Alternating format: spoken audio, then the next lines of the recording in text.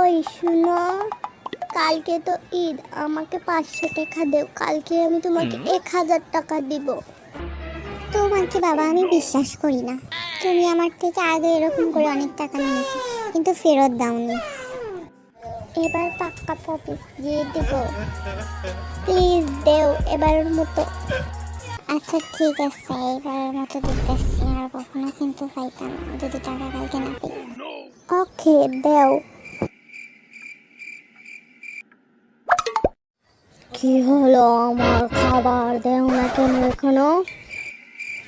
তোমার কি হইল? আমার 500 টাকা এখনো কি দিবে না তুমি?